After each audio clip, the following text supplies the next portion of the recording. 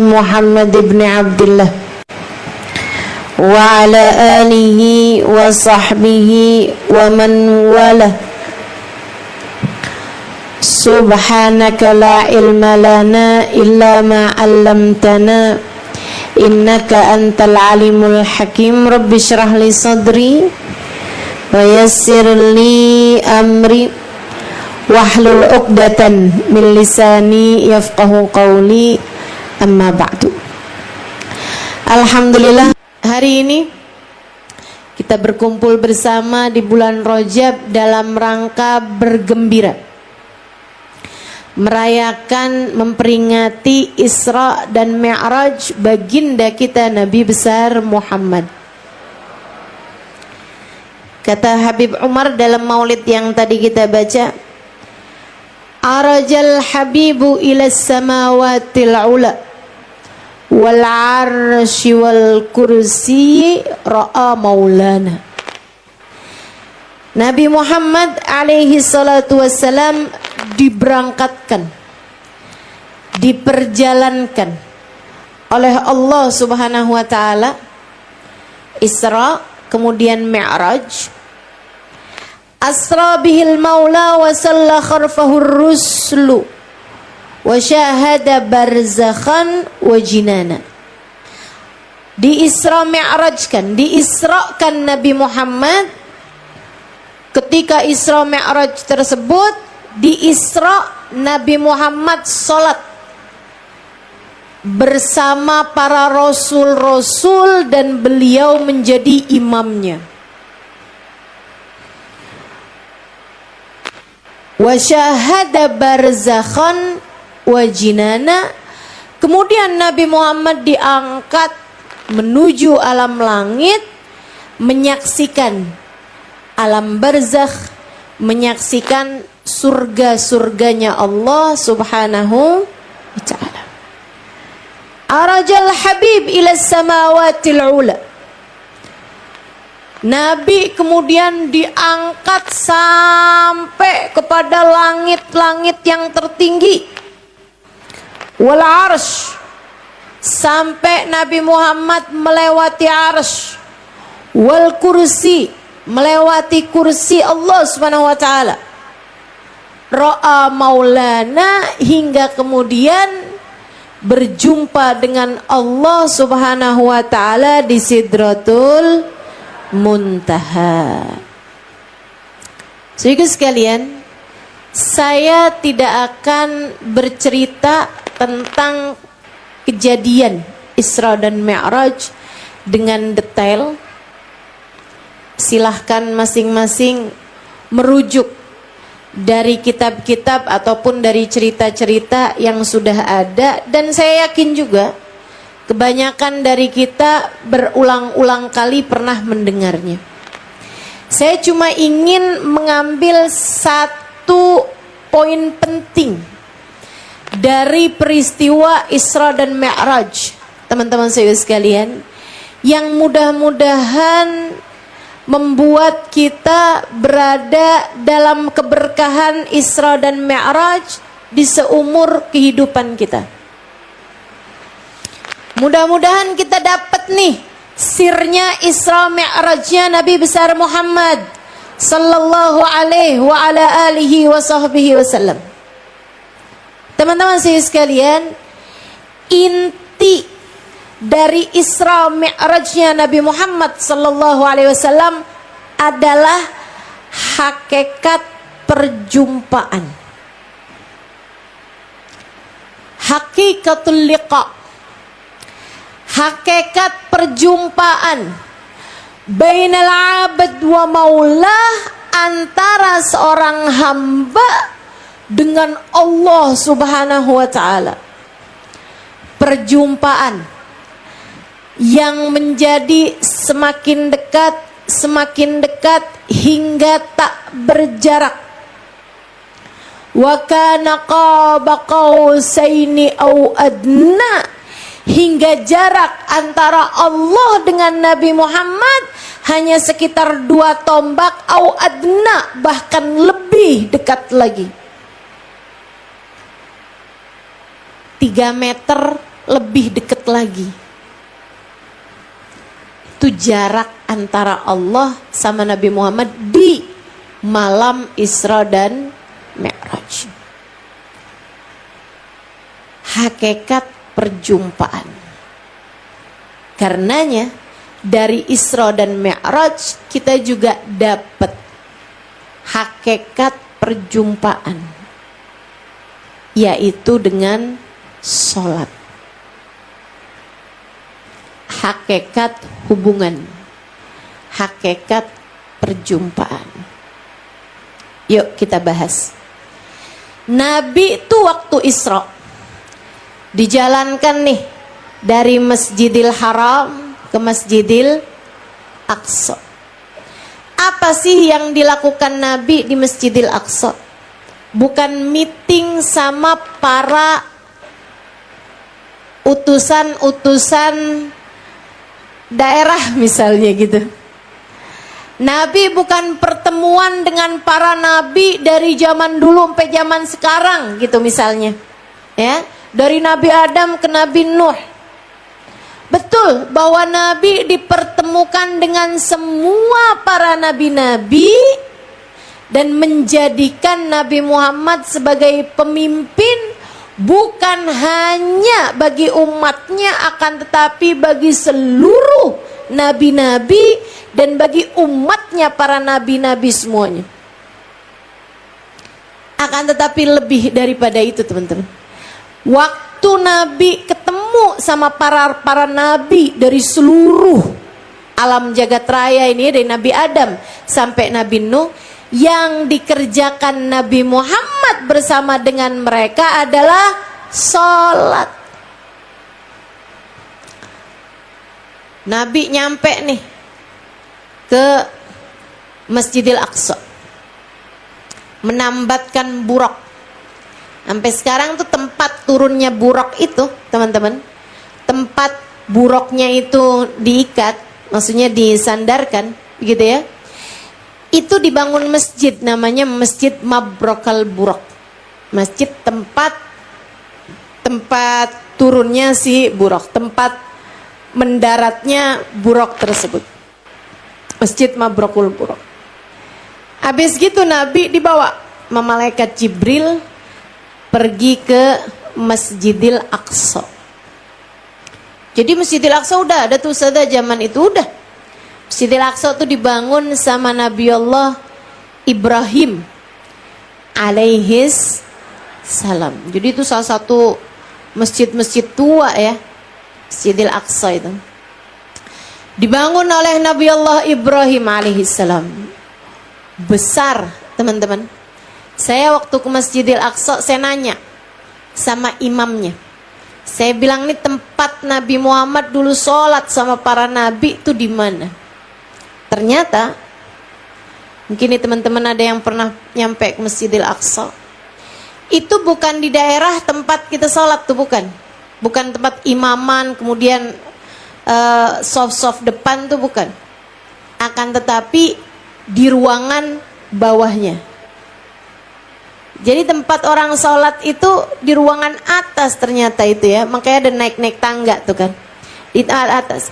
Di bawahnya tuh ruangan sangat besar lagi. Nah sekarang nih dipakai ruangan tersebut untuk semacam pondok pesantren bagi yang menghafalkan Al-Quran. Restorannya di situ tuh, gitu ya.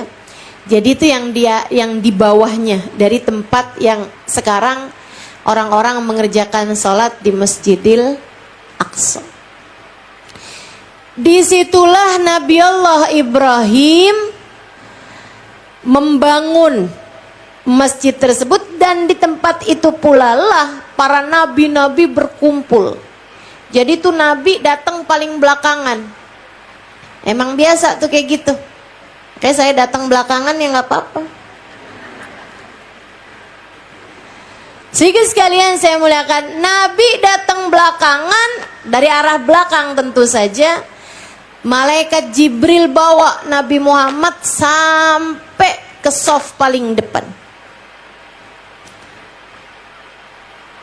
Sejajar tapi. Nabi liatin para nabi-nabinya Allah. Di soft paling depan tuh nabi-nabi yang ada disebut namanya dalam Al-Quran. 25 nabi deh. Adam, Idris, Nuh, Hud, Soleh, semuanya tuh ada di soft depan. Jadi sekalian, Ustazah bukannya nabi dan rasul cuma 25. 25 itu yang wajib diketahui namanya. Yang wajib diketahui namanya dan Allah sebutkan di dalam Al-Quran. Dan itu Rasul. Rasul aja. Teman-teman sekalian, sementara jumlahnya Rasul itu lebih banyak daripada itu, kabarnya ada 313. Sisanya ada banyak nabi-nabinya Allah subhanahu wa ta'ala, teman-teman sekalian. Kabarnya mencapai 124.000 nabi dan rasul. Wallahu a'lam. Banyak sekali jumlahnya. Sehingga sekalian saya muliakan, jadi di masjid itu tuh kumpul para Rasul, para Nabi yang sangat banyak jumlahnya. Dan Nabi Muhammad alaihissalam bawa ke depan sampai di saf yang pertama. Solat segera akan dimulai, mengikuti ajaran solatnya Nabi Allah Ibrahim alaihissalam yang mirip sama solat kita, teman-teman. Mirip sama solat kita.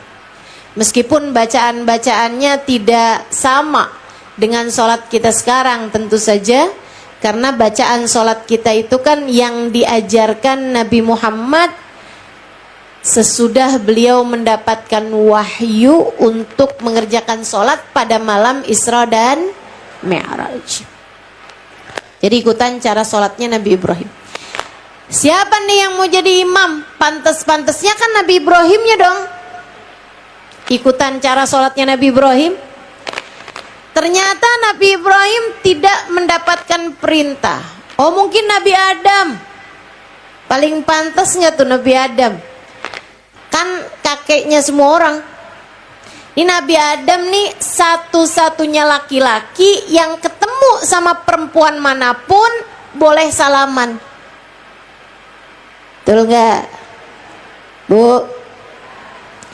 Ibu-ibu nih kalau turun dari Gojek gak usah pakai salaman, Bu.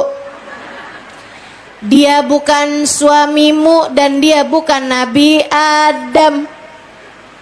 Kalau Nabi Adam boleh dah mau salaman sama semua perempuan. Kenapa gitu? Semua perempuan mahram buat Nabi Adam. Nah kan cucunya. Ada gak diantara kita yang bukan cucunya Nabi Adam? Ada? Nggak ada. Saya ustazah, saya cucunya jin. Yang namanya manusia ada pasti cucunya Nabi Adam alaihissalam. Makanya manusia itu disebut Bani Adam, anak keturunannya Nabi Adam.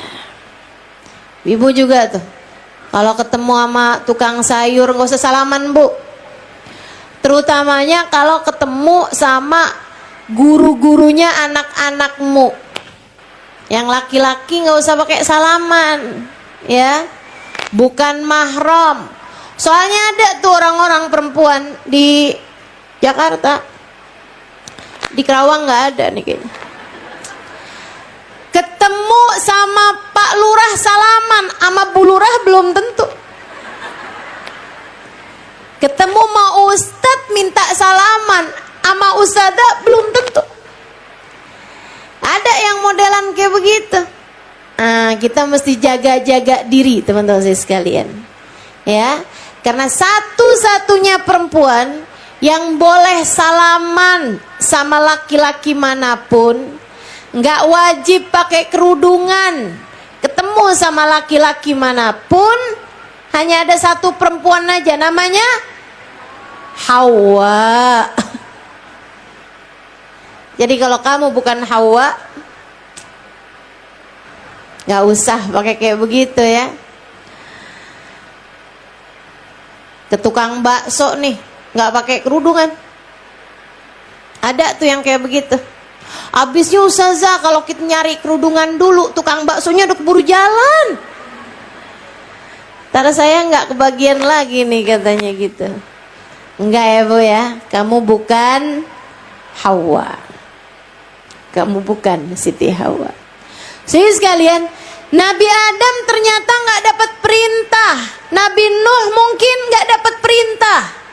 Nabi Musa sebagai nabi terbaik dari Bani Israel nggak juga mendapatkan perintah. Nabi Isa mungkin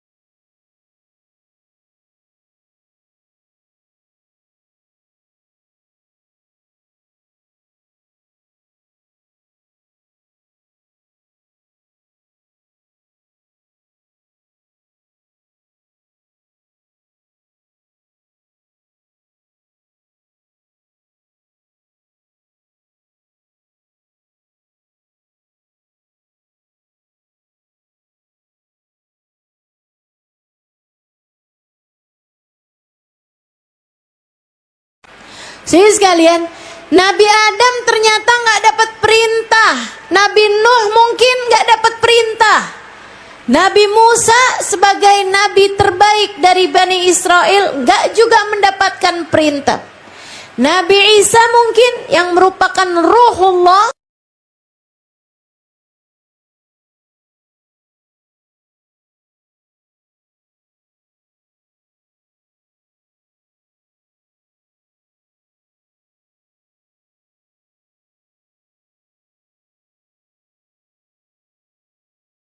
nabinya insyaallah. Amin ya rabbal alamin. Jadi Nabi Muhammad di malam Isra dan Mi'raj, Allah pilih sebuah di malam Isra. Saat Nabi Muhammad Isra nih masih belum Mi'raj. Saat Nabi Muhammad di Masjidil Aqsa, Allah pilihkan sebuah keadaan yang paling indah, sebuah ibadah yang paling tinggi nilainya, yaitu salat. Dan Nabi mengimami para rasul-rasul semuanya. Makanya kita suka bilang Nabi Muhammad adalah pemimpin para nabi, pemimpin para rasul. Ada qasidahnya tuh. Ya Imam ar-Rusli. Ayo yang bagus bacanya, yang bagus bacanya. Biar bisa masuk dapur rekaman. Ayo. Ya Imam ar-Rusli sanadi anta babullahi tamadi fa bidunyaya wa akhirati ya Rasulullah khudh biyadi. Yang baca kayaknya grup sinian doang dah. Yang belakang-belakang gak ikutan baca tuh. Kedengeran gak suara saya sampai ke belakang? Ya ayo coba. Kalau gitu saya mau dengar suara yang di belakang. Ya Imam ar-Rusli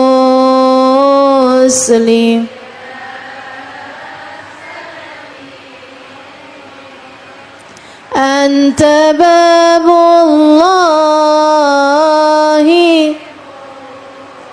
tamadi fa bidunyaya wa akhirati ya Rasulullah khudh biyadi. Ya Imam Ar-Rusli, wahai imam dari para rasul, ya Imam Ar-Rusli, ya sanadi, engkaulah sandaran kami, engkaulah harapan kami, engkaulah andalan kami. Anta babullahi mu'tamadi, engkaulah pintu Allah, engkaulah tiang penopang kami. Fabidunyaya wa akhirati, maka dari sejak di dunia hingga kelak di hari akhirat nanti, ya Rasulullah khudh biyadi, wahai Rasulullah ambillah uluran tanganku ini, selamatkanlah aku wahai Rasulullah, syafaati aku wahai Rasulullah di dunia hingga di hari akhirat. Nabi Muhammad pemimpin seluruh rasul, imam bagi semua nabi, bagi semua rasul.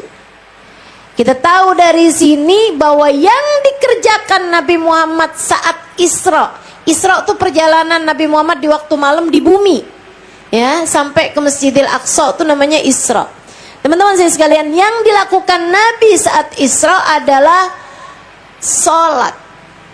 Beliau mengimami para nabi, para rasul untuk mengerjakan sholat, menghadapkan diri mereka semuanya kepada Allah. Perjumpaan, hakikat perjumpaan. Jadi sekalian, hingga Nabi kemudian diangkat, melewati langit demi langit, langit demi langit, langit demi langit, sampai di satu tempat. Sesudah Nabi Muhammad berjumpa dengan para nabi, berjumpa dengan para rasul, sesudah Nabi Muhammad melihat surga, sesudah Nabi Muhammad melihat neraka, dengan perjalanan yang sangat panjang, Nabi melihat apa yang beliau lihat. Wara'a mara'a, maka dabal fuadu mara'a. Kata Allah Subhanahu wa taala, beliau tak pernah berbohong dengan apa yang beliau lihat. Sehingga sekalian saya muliakan, sampai di satu titik malaikat Jibril yang menjadi tour guide Nabi Muhammad, yang menjadi kawan perjalanan Nabi Muhammad, angkat tangannya, hahuna ya Rasulullah, cukup sampai di sini wahai Rasul, aku tidak dapat lagi menemanimu. Ya Jibril, afi mithli hadzal makan tarakal habib. Wahai Jibril, bagaimana mungkin di tempat asing semacam ini kekasih meninggalkan kekasihnya? Jangan gak setia gitu dong Jibril. Katanya sayang, katanya cinta. Malaikat Jibril bilang, ya Rasulullah, maafkan saya, bukan gak cinta, bukan gak sayang. Malana illa lahu maqamum ma'lum. Semua dari kami wahai Nabi Muhammad memiliki tempat yang tertentu. Kalau saya melewati garis yang diizinkan Allah, terbakarlah jasad saya. Hanya diperkenankan sampai sini wahai Rasulullah. Bahkan malaikat terbaik itu hanyalah khadim bagi Nabi besar Muhammad.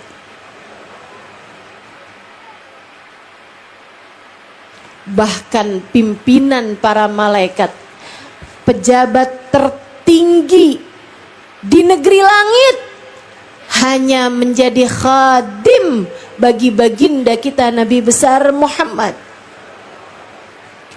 Betapa sangat tingginya derajat Nabi besar Muhammad. Semoga kita tidak pernah terhalang dari Nabi Muhammad. Teman-teman saya sekalian, Wahai Nabi Muhammad, kata malaikat Jibril, engkau tidak usah takut, engkau tidak usah khawatir.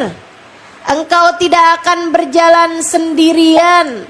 Engkau selalu akan dipandu Allah Subhanahu wa ta'ala. Tenangkanlah dirimu. Saya hanya perlu berpesan dengan satu pesanan saja. Nanti kalau ketemu sama Allah, jangan lupa ucap salam. Karena orang tuh kalau ketemu dengan hati yang penuh dengan kebahagiaan, ketemu sama yang dicinta, itu teman-teman saudara sekalian bisa yang lupa ucap salam. Betul nggak? Seringnya kalau ketemu sama yang dicinta dengan perasaan haru gitu, pada lupa ucap salam. Anak-anak tuh kalau ketemu sama artis suka lupa ucap salam, teriak-teriak sampai ada yang pingsan. Saya nggak tahu tuh, pingsan karena senang ketemu atau belum sarapan. Jadi malaikat Jibril pesenin kepada baginda kita Nabi besar Muhammad, wahai Rasulullah, nanti kalau ketemu sama Allah jangan lupa ucap salam. Kaifa uhayyi? Nabi segitunya tetap nanya teman-teman. Karena Nabi itu biar dimanapun gak pernah lupa bahwa malaikat Jibril adalah gurunya. Malaikat Jibril betul oleh Allah Subhanahu wa taala dijadikan khadim Nabi Muhammad alaihi wasallam, berkhidmah melayani Nabi Muhammad alaihi wasallam. Akan tetapi beliau juga guru bagi baginda kita Nabi besar Muhammad. Jadi Nabi Muhammad nanya, gimana caraku wahai guru mengucap salam kepada Allah? Malaikat Jibril jawab, Qul at-tahiyatul mubarakatus salawatut tayyibatu lillah. Ucapkanlah nanti kalau ketemu sama Allah, at-tahiyatul mubarakatus salawatut tayyibatu lillah. Habis itu Nabi Muhammad pun diperjalankan, menembus hijab demi hijab, menembus alam demi alam, melewati semesta demi semesta, melewati arasy, melewati kursi, melewati lauhil mahfud, melewati rafrafil ahbar, melewati qalam, melewati berbagai macam alam demi alam teman-teman, yang masing-masingnya gak ada yang kecil. Allah bercerita tentang kursinya, wasi'a kursiyuhus samawat wal ard. Kursinya Allah itu lebih besar daripada langit dan bumi yang kamu lihat ini. Kayak apa tuh gedenya? Itu dilewatin Nabi Muhammad, dilewatin semuanya tuh, dilewatin. Mau dibawa kemana nih? Wallahu a'lam. Sampailah kemudian inda sidratil muntaha, di sidratul muntaha. Sidrah itu puncak, muntaha itu tertinggi. Gak ada yang pernah sampai di sana sebelum dan sesudah Nabi Muhammad. Malaikat pun gak ada yang pernah tuh belusukan ke sana, meninjau ke sana, gak ada. Tidak ada siapapun pernah sampai di sana sebelum ataupun sesudah Nabi Muhammad. Hanya Nabi Muhammad satu aja. Dari sini kita tahu manusia satu ini sangat istimewa di sisi Allah. Manusia yang satu ini sangat spesial dalam pandangan Allah. Manusia yang satu ini paling tercinta di sisi Allah. Beliau sangat mulia dalam pandangan Allah. Makanya Nabi tuh kalau sampai tengadah tangan mendoakan seseorang, doanya akan sangat mustajab. Kalau Nabi mendoakan dan salah satu dari nama yang didoakan Nabi adalah namamu, maka kamu akan menjadi orang yang akan selamat dunia hingga akhirat. Makanya usaha kita tuh biar tetap ada tuh dalam doanya Nabi besar Muhammad sallallahu alaihi wasallam. Biar kita masuk, jangan pernah mau keluar dari kelompok umat yang disayang dan menyayangi, yang dicinta dan dicintai oleh Nabi besar Muhammad. Teman-teman sekalian, sampai di Sidratul Muntaha, wara'a mara'a, Nabi kemudian dipertemukan dengan Allah Subhanahu wa taala. Ra'a Maulana, beliau berjumpa dengan Allah Subhanahu wa taala. Nabi pun teman-teman sesudah mendapatkan hakikat perjumpaan sedekat itu dengan Allah, beliau pun segera sujud di hadapan Allah Subhanahu wa taala. Sujud langsung di hadapan Allah. Sampai ketika dirasa sujud beliau sudah cukup, beliau pun duduk seperti duduk tahiyat akhir. Itu duduk paling tawadhu, teman-teman. Duduk tahiyat akhir tuh nggak enak kalau busung dada. Coba aja deh, cobain. Orang kalau duduk tahiyat akhir nggak enak kalau busung dada gitu. Rasanya tuh kayak nggak pas. Pasti orang kalau duduk tahiyat akhir pasti nunduk dah. Itu memang posturnya kayak begitu gitu. Nabi Muhammad duduk tahiyat akhir, kemudian beliau mulai mengucapkan yang diperintahkan, yang diajari oleh malaikat Jibril. At-tahiyatul mubarakatus salawatut tayyibatu lillah. Ya Allah, segala penghormatan, segala kebaikan yang kami lakukan, semua salat, semua doa, semua ibadah yang kami lakukan lillah, hanya untukmu semata ya Allah. Segala penghormatan, segala kebaikan, segala pujian, semua ibadah, semua doa, kami melakukan semuanya sebagai persembahan kami untukmu ya Allah. Ucapan salam Nabi Muhammad kepada Allah. Kenapa enggak assalamualaikum ya Allah? Misalnya gitu. Teman-teman sekalian, kita kalau jumpa sama manusia ini kan kita bilang assalamualaikum. Artinya semoga keselamatan dari Allah, Allah berikan kepadamu. Lah kalau ucap salam sama Allah, assalamualaikum ya Allah, semoga keselamatan dari Allah, Allah berikan kepadamu ya Allah. Nah kan salah-salah ya. Nah jadi ucapan salamnya, sapaan dari Nabi Muhammad kepada Allah adalah bacaan at-tahiyatul tayyibatu lillah.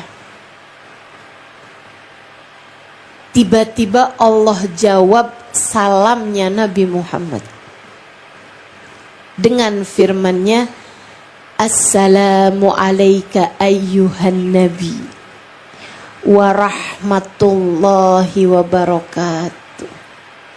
Salam untukmu juga, wahai seorang nabi, dan rahmat Allah serta keberkahannya senantiasa tercurah atasmu. Masya Allah.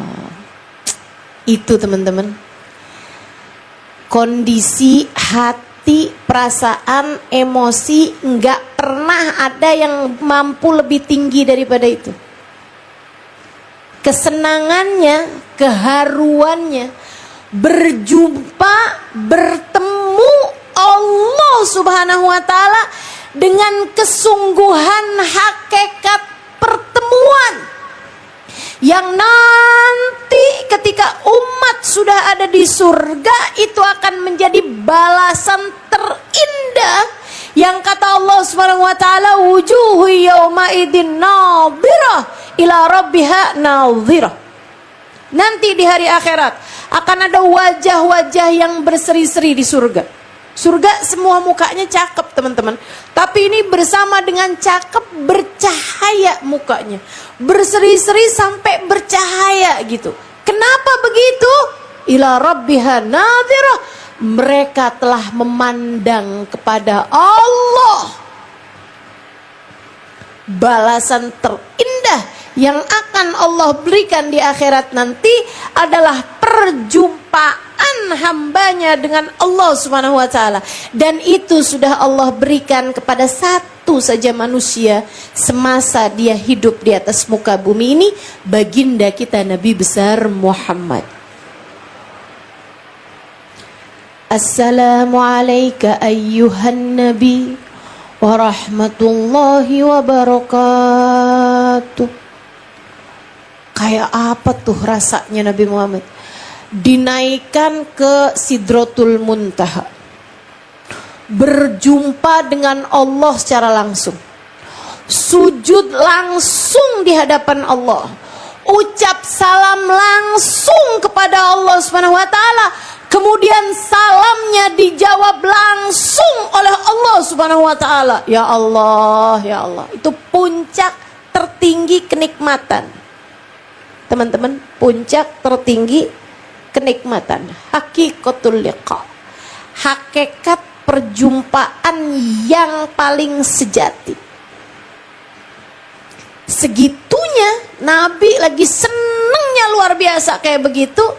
Begitu Allah jawab salam Nabi Muhammad, assalamu alayka ayyuhan nabi wa rahmatullahi wabarakatuh, Nabi nggak lupa teman-teman, segera menyusuli ucapan Allah tersebut dengan salam beliau, assalamu alayna wa ala ibadillahi salihin. Ya Allah, terima kasih atas salammu untukku, akan tetapi berikanlah pula salam tersebut untuk umatku, hamba-hambamu yang soleh-solehah itu.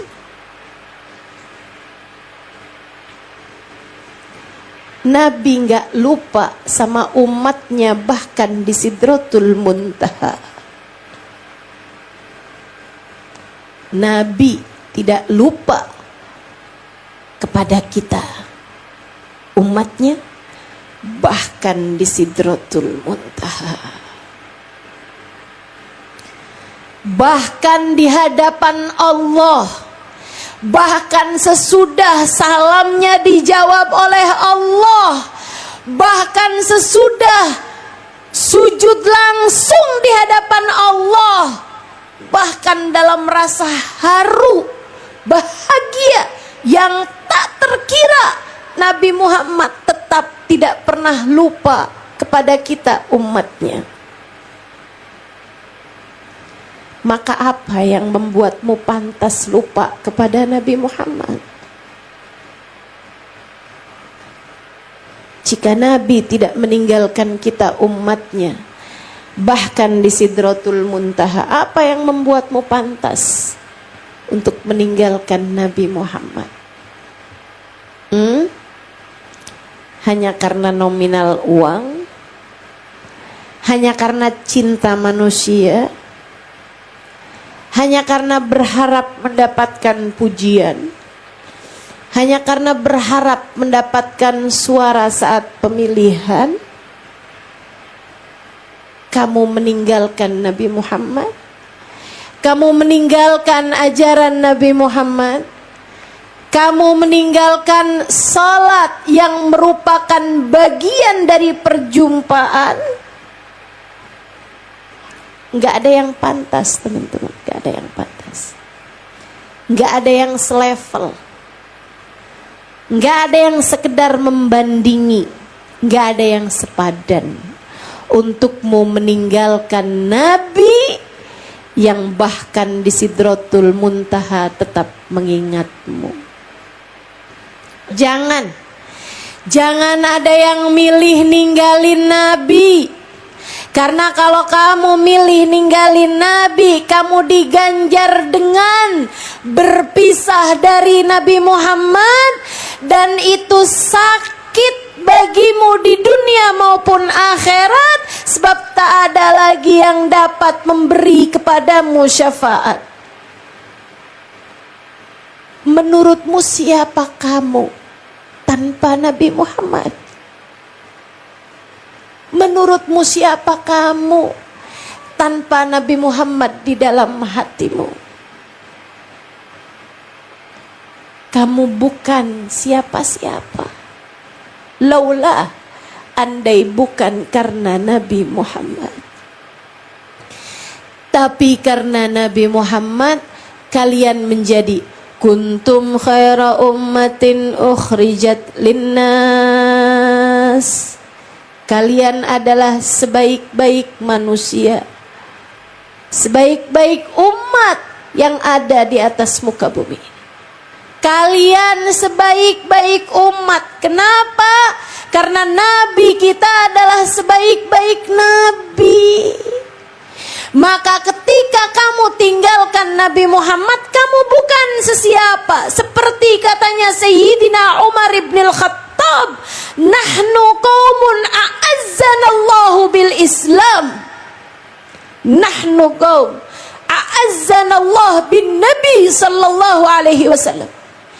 Kita ini adalah kaum yang dimuliakan Allah dengan Islam. Kita adalah kaum yang dimuliakan Allah dengan mendapatkan Nabi Muhammad sebagai Nabi kita, dengan dikaruniai Nabi, yaitu Nabi Muhammad alaihissalam. Ketika kita meninggalkan Nabi, adzallanallah, Allah pasti akan menghinakan kita. Bersiap-siaplah untuk kehinaan sejati bagi siapapun yang memilih meninggalkan Nabi. Jangan teman-teman, gak ada yang pernah sepadan buat kamu tinggalin Nabi besar Muhammad, buat kamu meninggalkan syariat agama Islam, buat kamu ninggalin sholat, buat kamu ninggalin sholawat. Gak ada yang pernah sepadan. Sebab beliau adalah manusia paling tercinta di sisi Allah. Dan beliau cintanya kepada kita luar biasa. Beliau adalah orang satu-satunya yang diizinkan berjumpa dengan Allah di Sidratul Muntaha dan mengucapkan salam langsung di hadapan Allah Subhanahu wa taala. Dan beliau pula lah orangnya yang ketika dijawab salamnya oleh Allah tidak lupa kepada kita umatnya. Assalamu alaina wa ala ibadillahi salihin. Malaikat gak ada di Sidratul Muntaha, tapi semua malaikat yang di langit yang di bumi diperdengarkan perbincangan Allah dengan Nabi Muhammad, sehingga mereka semuanya serentak bergemuruh mengucap dua kalimat syahadat, asyhadu an la ilaha illallah wa asyhadu anna Muhammadar Rasulullah. Kita pun mengabadikan perjumpaan agung ini dalam solat kita. Maka tiap kita sholat, kita lagi ikutan bareng sama perjumpaan agung ini. Kita lagi ikutan bersama, seolah-olah kita adalah makmum dari manusia yang pernah mengerjakan ini di Sidratul Muntaha. Seolah-olah kita lagi ikut. Setiap kali kamu mengerjakan sholat, setiap itu pula kamu lagi naro absen untuk ada di belakang rombongan Nabi Muhammad. Dan setiap kali kamu meninggalkan sholat, Setiap kali kamu meninggalkan sholat, teman-teman dengarkan ini. Tiap kali kamu meninggalkan sholat, kamu sedang menghapuskan namamu dalam rombongan. Kata Nabi Muhammad alaihissalam, "Idza tarakal abdus shalah," apabila seseorang meninggalkan sholat, kutib ismuhu fi bab min abwab jahannam, namanya akan tertulis di pintu neraka jahanam. Tiap seseorang meninggalkan sholat fardunya, sholat wajibnya, ia sedang menaruhkan namanya di pintu neraka, sebab ia sedang keluar dari rombongan Sayyiduna Muhammad. Jangan ada yang mau begitu. Jangan sampai ada di antaramu yang begitu. Segeralah. Setiap datang waktu sholatmu, pastikan namamu ada dalam rombongan Nabi besar Muhammad.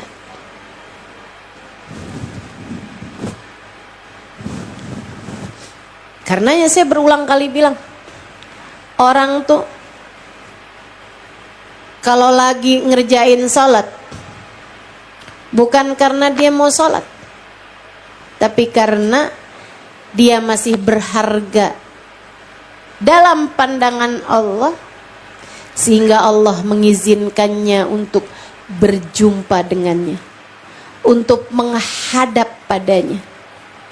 Penghadapan ruh kita dalam hidup kita adalah lewat sholat kita. Sebagaimana orang kalau lagi ninggal sholat, bukan karena dia yang gak mau sholat, teman-teman. Bukan. Ada orang diajakin sholat susah banget. Hati-hati. Dirimu misalnya, kok saya ngerjain sholat berat banget ya. Saya kayaknya kalau mau ngerjain sholat, ya ampun, kayak ada batu gitu di atas kepala. Males banget kalau mau ngerjain sholat, berat banget kalau ngerjain sholat. Kadang-kadang ketinggalan tuh. Gimana dong Ustazah? Abisnya kan saya gak kebangun, saya tidur lagi, saya males, saya sibuk, saya. Bukan kamu yang sibuk, bukan kamu yang gak ingat, bukan kamu yang gak mau sholat, tapi karena kamu sudah tidak lagi berharga dalam pandangan Allah, sehingga kamu tidak diizinkan Allah untuk menghadap kepadanya. Kamu sudah tidak lagi dianggap oleh Allah Subhanahu wa Ta'ala, sehingga Allah tidak mengizinkanmu untuk berada dalam rombongan Nabi besar Muhammad.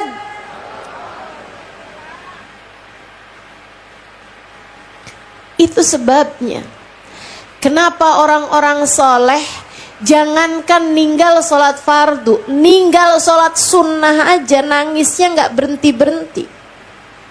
Hubabah Zahra, ibunda dari guru saya Al-Habib Umar bin Hafid, yang kita baru saja baca maulidnya tadi.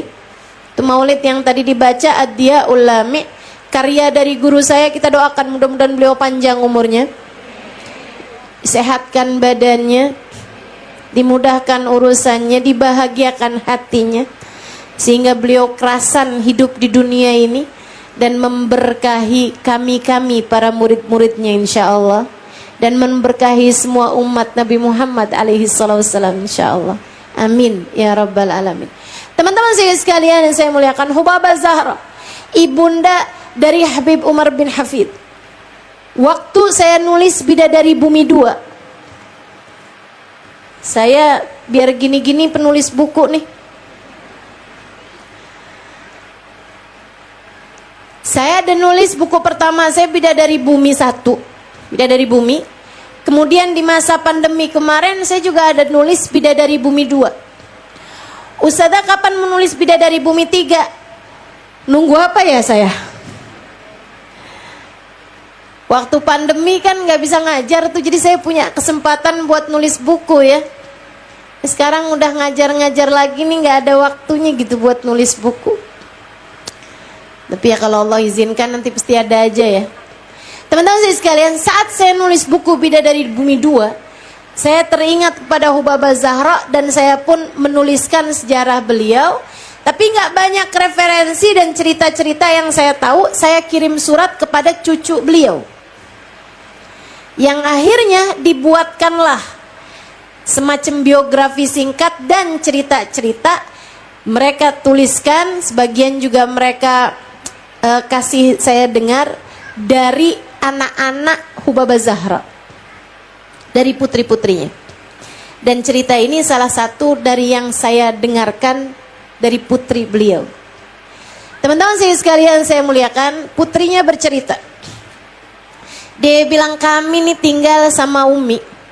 Umi ini mengalami kehidupan yang sangat berat. Suaminya diculik, sampai sekarang nggak ketahuan tuh makamnya di mana. Diculik. Zaman itu kayak PKI di zaman kita ya, sama Syuyu'i gitu, nggak seneng sama para ulama. Ulama-ulama diculik-culikin. Salah satunya adalah ayahanda dari guru kami, Habib Umar bin Hafid. Hubabah Zahra, istri beliau, satu-satunya istri beliau. Teman-teman saya sekalian, suaminya diculik. Kayak apa rasanya? Katanya putri-putrinya, kami dari sejak awal ayahanda diculik nggak pernah tahu ibunda dalam keadaan sangat tertekan. Nggak pernah. Yang kayak nangis gimana gitu, apalagi stres, depresi gitu, enggak. Kayak yang semacam dimanapun dia berada, pandangan Allah kan seluruh tertuju padanya. Kita titip aja sama Allah. Hasbunallahu wa ni'mal wakil. Hasbunallahu wa ni'mal wakil. Gitu terus. Dia bilang, akan tetapi datang satu hari ibunda kami menangis nggak henti. Pernah satu hari ibunda kami menangis tak henti. Kenapa? Tertinggal tahajud. Kebayang gak sih teman-teman? Para ulama tuh ngerti hakikat sholat itu apa. Mereka faham hidup di dunia adalah untuk menghadap kepada Allah.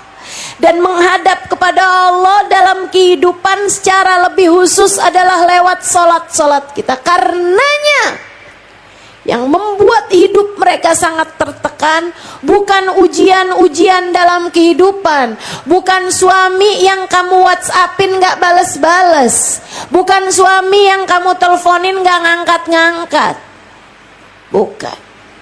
Ujian berat dalam kehidupan mereka, dalam pandangan mereka adalah ketika Allah tidak lagi mengizinkan mereka untuk menghadap kepadanya.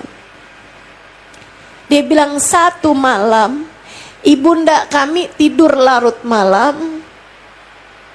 Beliau habis kecapean, ada salah satu acara gitu. Dia bilang beliau tidur larut, pas bangun-bangun adzan subuh. Masjid di sebelah, Masjid Al-Muhdar. Hubabah Zahra tinggal di samping Masjid Muhdar. Dia bilang, ibunda kami bangun dalam keadaan gemeteran badannya ketika beliau dengar azan. Dia begitu kebangun dengar suara azan, teman-teman saya sekalian, gemeteran sampai nggak bisa turun, gemeteran sampai susah mau berdirinya. Dia bilang gini, azan,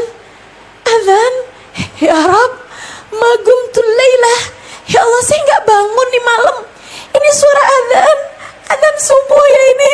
Astagfirullah. Banjir air matanya, gemeteran beliau berdiri, lututnya nyaris nggak bisa beliau berdirikan. Saya mengatakan, samihni ya Rab, ampuni saya ya Allah. Dan sepanjang hari itu air mata beliau menderas karena tidak dibangunkan Allah untuk sholat tahajud.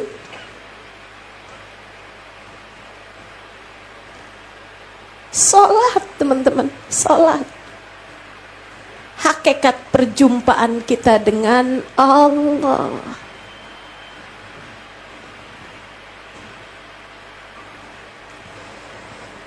Karena bahkan di Sidratul Muntaha yang Nabi Muhammad lakukan adalah sujud, kemudian duduk tawarruk, kemudian membaca at-tahiyyatul mubarakatus salawatut thayyibatu lillah. Maka dalam tiap solat kita sedang merajut tali yang menyambungkan kita dengan baginda kita Nabi besar Muhammad dalam tali perjumpaannya dengan Allah. Tiap kali kamu meninggalkan solatmu, itu sama saja dengan kamu sedang memutuskan tali itu.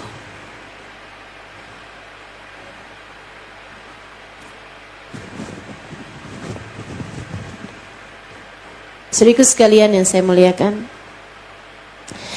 maka memperingati Isra dan Mi'raj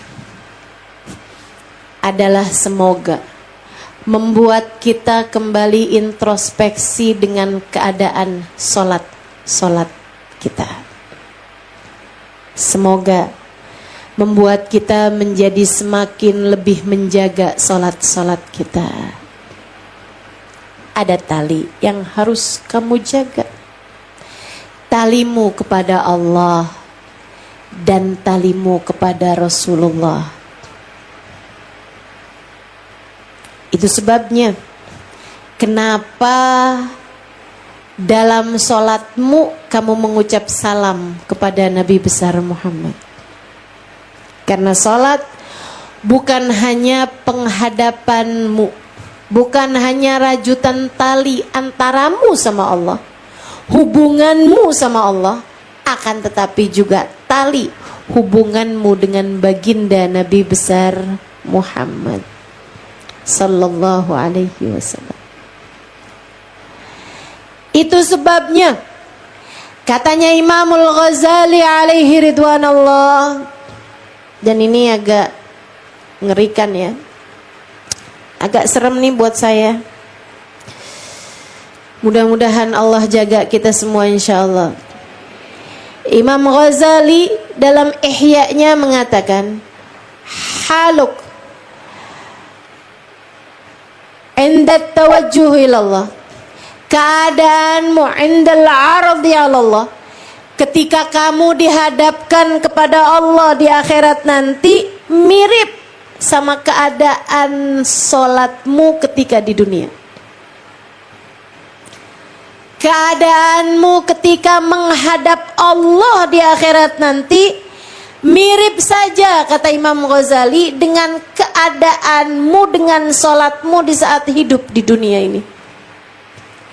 Kalau kamu sholat di dunia ini dalam keadaan keberatan, merasa berat, merasa kayak yang udah asar aja lagi ya, baru juga duhur. Kalau lagi datang men seneng bener.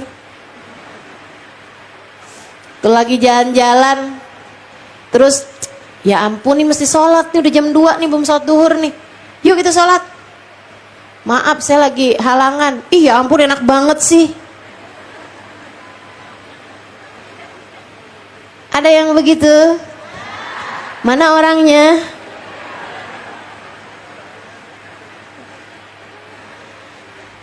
Ya Allah.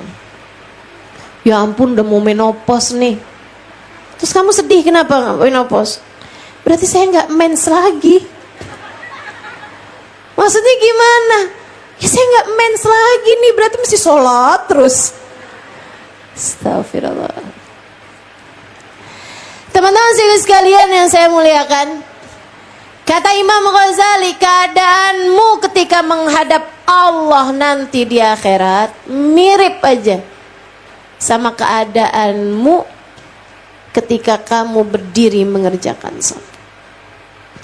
Dalam keadaan keberatan hati di dunia, di akhirat nanti Allah ganjar dengan ketakutan setengah mati di sana.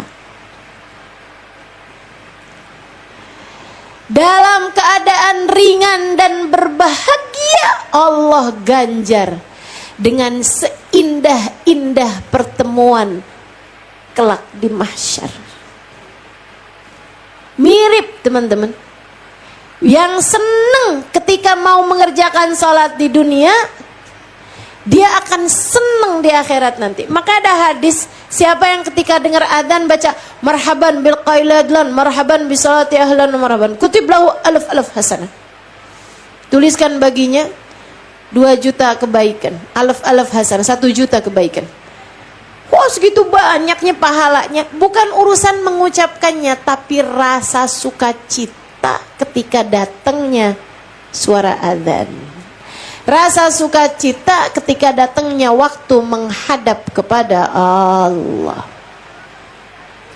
Sehingga sekalian yang saya muliakan, para hamba-hamba tercinta di sisi Allah, dengar adzan tuh girang, senang. Marhaban bil qaili adlan, marhaban bi salati ahlan, marhaban, selamat datang waktunya salat.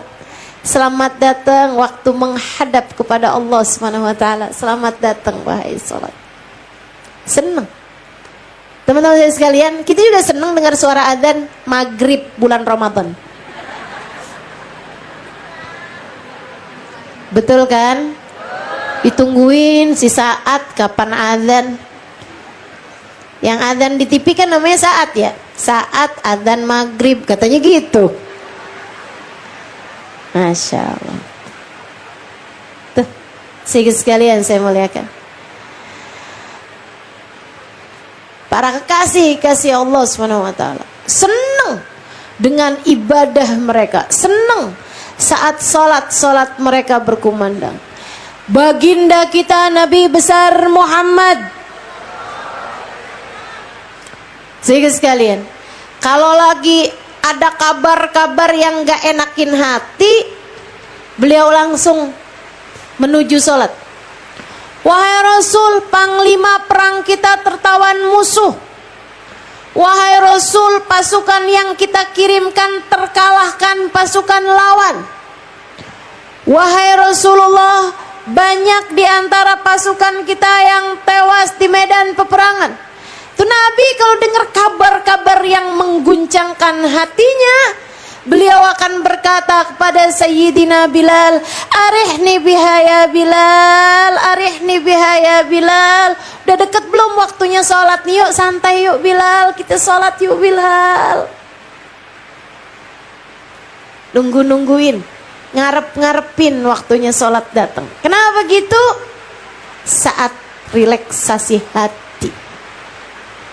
Jadi sekalian saya muliakan, mudah-mudahan Allah karuniakan kepada kita sekalian kemampuan untuk menjaga salat-salat kita.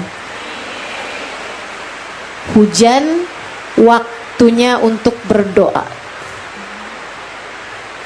Allah kasih hujan begini nih, artinya lagi ngasih kode-kode sama kita nih. Banyakin doa. Sebab Nabi Muhammad bilang ad-du'a inda nuzulil matar la yurad.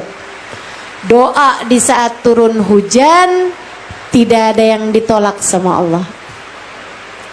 Apalagi habisnya kita baca maulid, doanya nggak akan ditolak sama Allah. Mari angkat tangan kita minta kepada Allah Subhanahu wa taala, Rabbi jalna muqimis salah wa min dzurriyyatina amin. Rabbi jalna muqimis salah wa min dzurriyyatina.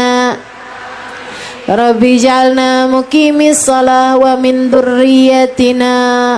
Rabbana wa taqabbal du'a. Ya Allah, jadikanlah kami semua orang-orang yang dapat menjaga salat-salat kami ya Allah.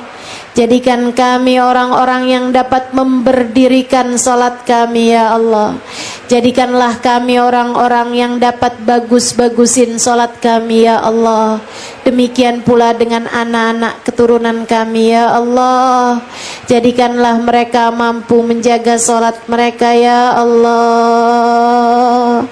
Jangan ada seorang pun di antara kami yang kau biarkan meninggalkan sholat ya Allah. Jangan biarkan ada anak cucu kami yang gak sholat ya Allah. Jangan biarkan orang-orang yang kami sayangi meninggalkan sholat ya Allah. Allahumma ya Allah. Dan jangan biarkan ada di antara kami orang yang di akhirat nanti tidak berada dalam golongan Nabi Muhammad. Ya Allah, jagakanlah sholat-sholat kami semua birahmatika ya arhamar rahimin. Teman-teman, perjumpaan ala hadhihi niyah ila hadratin Nabi. Al-Fatihah. Alhamdulillah rabbil alamin arrahmanir rahim maliki yaumiddin iyyaka na'budu wa iyyaka nasta'in ihdinas siratal mustaqim siratal ladzina an'amta 'alaihim ghairil maghdubi 'alaihim waladdallin amin. Teman-teman saya sekalian,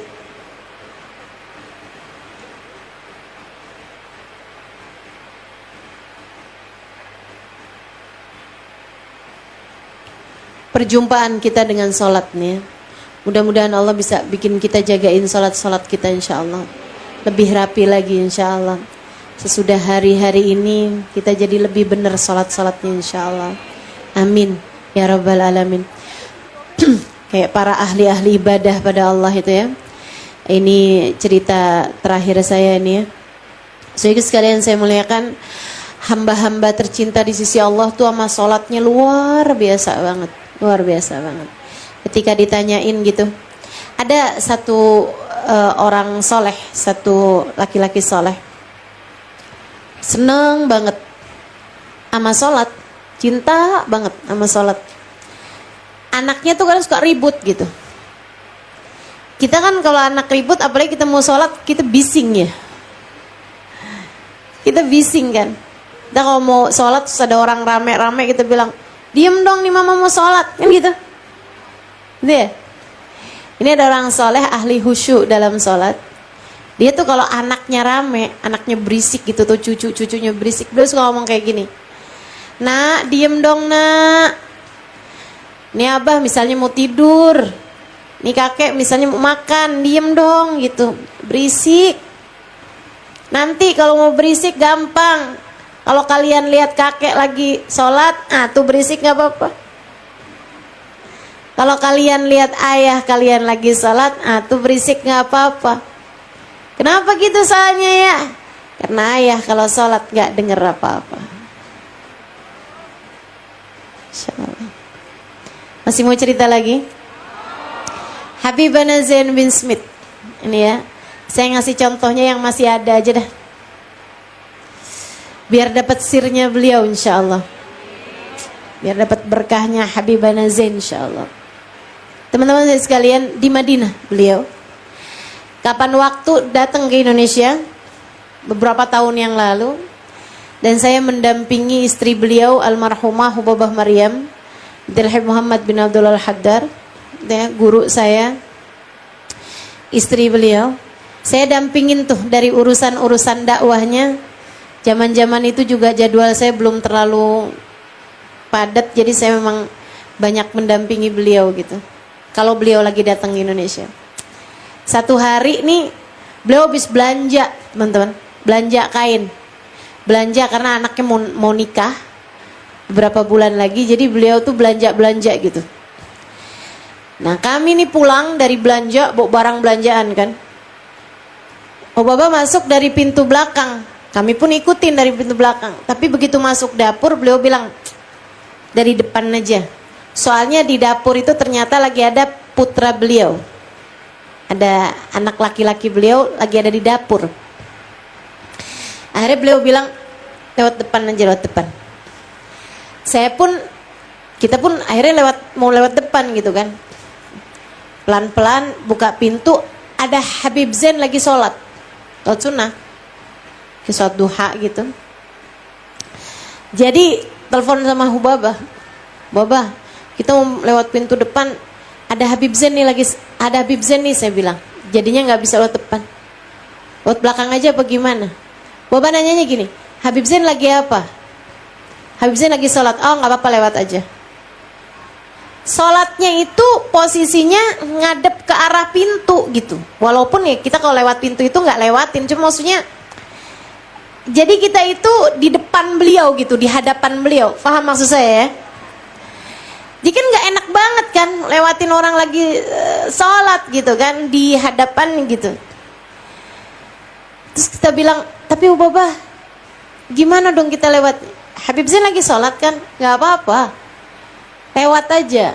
Habib Zain kalau lagi sholat nggak lihat apa-apa, nggak dengar apa-apa. Kita pun membuktikannya. Buka pintu, jedret. Itu saya yakin kalau yang sholat saya, yang sholat kamu-kamu nih, tahu saya. Jangankan ada kayak begitu, aneh nggak? Sinetron jalan kita tahu kelanjutannya. Udah tahu deh. Sholat kita berisik. Andai di luar nggak ada yang berisik aja, hati kita sendiri, pikiran kita sendiri udah berisik, betul? Penuh keributan nih di dalam diri sendiri. Khusyuk kayak baru hanya sekedar nama belaka. Khusyuk baru sekedar ilmu, tapi belum dikaruniai oleh Allah Subhanahu wa taala rasa yang sesungguhnya. Mudah-mudahan datang waktunya insyaallah kita sungguh-sungguh dikaruniai kehusyuan insyaallah dalam salat-salat kita. Amin ya rabbal alamin. Buka pintu nih, kemudian kita masuk gitu kan, nggak ada tuh kelihatan kayak kaget gitu, kayak agak gimana gitu kan, nggak ada teman-teman. Ya sholat aja gitu, kayak nggak lihat apa-apa, kayak nggak dengar apa-apa. Dan itu memang benar-benar luar biasa. Jalan bawa nih barang-barang, habis belanja kan, dan beliau tidak bergeming sama sekali, seolah-olah di hadapannya ada alam lain yang tidak kami ketahui, dan ada sesuatu yang sangat indah ada di dalam diri beliau-beliau itu. Ketika ditanya kepada seorang ulama, apakah kamu dalam sholat ingat sesuatu? Beliau tersenyum seraya menjawab, dari urusan dunia gitu. Adakah suatu urusan-urusan dunia gitu yang kamu ingat dalam sholat kamu?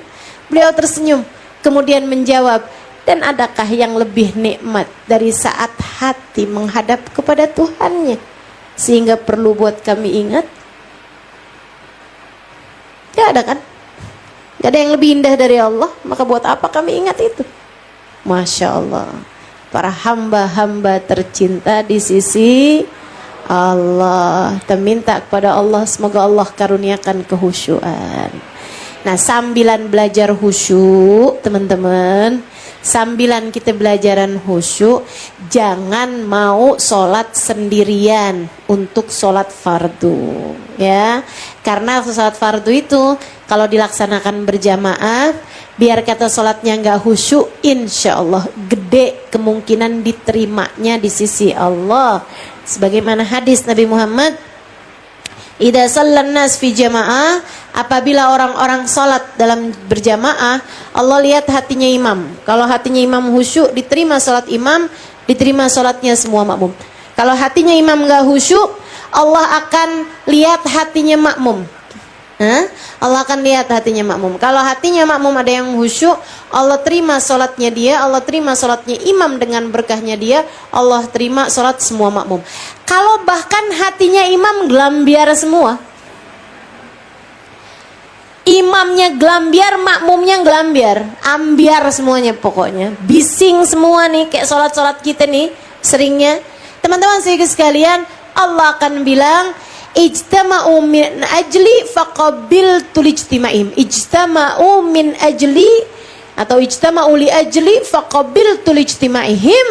Mereka berkumpul karena aku akan terima sholat mereka dengan berkah perkumpulan mereka tersebut.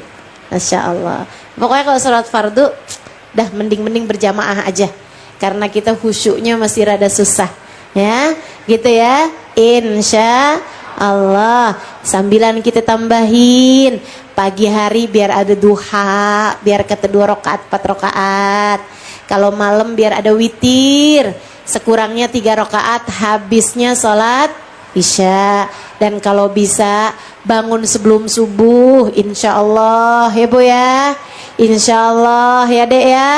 Bangun sebelum subuh, biar kata setengah jam sebelum subuh, 20 menit sebelum subuh gitu kan, 15 menit sebelum subuh, sholatlah tahajud barang 2-4 rakaat teman-teman saudaraku sekalian. Karena itu mudah-mudahan bisa menjadi tali penyambung yang lebih erat antara kita dengan Allah, antara kita dengan baginda Nabi besar Muhammad sallallahu alaihi wasallam, menjadikan kita orang-orang yang memiliki rasa-rasa perjumpaan yang indah dari sejak di dunia ini sebelum kelak Allah Subhanahu wa taala mempertemukan kita dengan Allah dalam surganya, sehingga menjadikan kita wujuhu yauma idzin nadhirah ila rabbiha nadhirah, menjadi wajah-wajah yang berseri-seri karena diizinkan memandang pada Allah Subhanahu wa taala, dan menjadikan kita berjumpa dengan sahibul Isra wal Mi'raj, baginda kita Nabi besar Muhammad sallallahu alaihi wasallam, imam dalam kehidupan kita yang telah mengatakan kepada kita, sallu kama ra'aitumuni usolli, salatlah kalian sebagaimana kalian melihat bagaimana caraku mengerjakan salat. Imam kita dalam kehidupan di dunia, imam kita dalam kehidupan di hari akhirat, semoga kita tidak pernah terputus darinya insyaallah. Amin ya rabbal alamin. Ala hadhihi niyah bikulli niyatin salihah jami'ah syamilah ila hadratin Nabi Muhammad sallallahu alaihi wa alihi wasallam. Al-Fatihah.